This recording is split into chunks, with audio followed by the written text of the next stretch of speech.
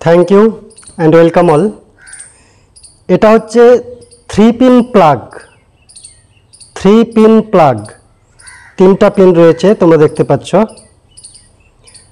একটা হচ্ছে earthing pin, যেটা মোটা এবং লম্বা উপরের দিকে আছে, সেটা আর্থিং পিন। আর যেটা লেফট সাইডে রয়েছে সেটা লাইভ, আর একটা হচ্ছে নিউট্রাল। 3-পিন প্লাগের সবচেয়ে মোটা এবং লম্বা পিনটি আর্থিং পিন, আর বাকি যেটা ছোট দুটো পিন রয়েছে সরু, লেফট সাইডেরটা লাইভ, রাইট সাইডেরটা হচ্ছে নিউট্রাল। মাধ্যমিকে ইম্পর্টেন্ট যে 3-পিন প্লাগের সবথেকে মোটা লম্বা পিনটির নাম কি? Earthing pin. আর্থিং পিনটি মোটা এবং লম্বা করা হয় এই কারণে যে 3 ছিদ্রের যে সকেট রয়েছে, সেই সকেটে যখন এই প্লাগটি আমরা স্থাপন করব,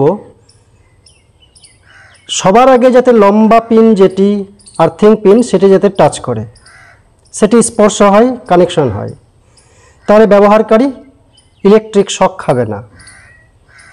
এবং আর্থিং পিনটি মোটা করা হয় যাতে সকেটের লাইভ বা নিউট্রাল পয়েন্টে এই মোটা পিনটি না ঢুকে যায়, আটকায়।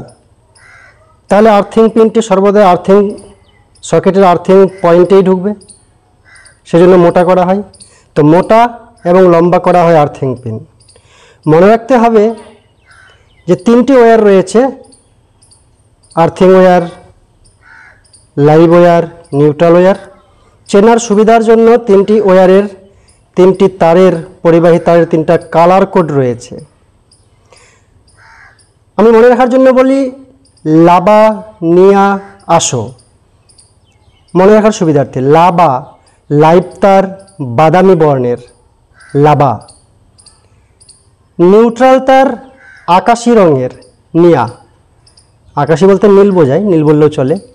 তো নিউট্রাল তার আকাশি বা নীল রঙের। আর আর্থিং তার আসো, আর্থিং তার অন্তরক সবুজ বর্ণের, বা আন্তর্জাতিক নিয়মে হলুদ বর্ণও চলে। তো লাইভ তার বাদামি, নিউট্রাল তার আকাশি বা নীল, আর আর্থিং তার সবুজ বা হলুদ বর্ণের অন্তরকগুলি হয়। আজকের জন্য এ পর্যন্তই। Thank you.